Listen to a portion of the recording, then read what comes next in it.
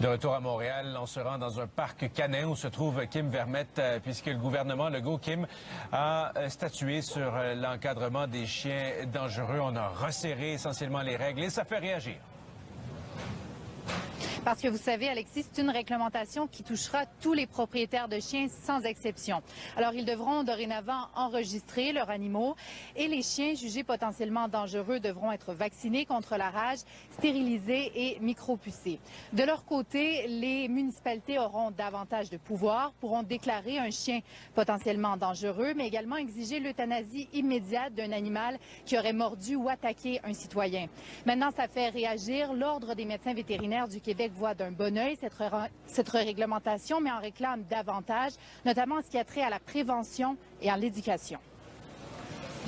C'est quand même une bonne chose que les enfants, les adultes sachent comment réagir lorsqu'ils sont en présence d'un chien, qu'ils sachent un peu comprendre les comportements des chiens et les interpréter. Aussi, de la part des propriétaires d'animaux, on constate qu'un grand nombre de propriétaires d'animaux eux-mêmes ont de la difficulté à interpréter le langage non verbal de leurs chiens. 40% environ des morsures ont lieu dans ou autour du domicile familial. Ça veut dire que très souvent, les gens ne comprennent pas leur propre chien.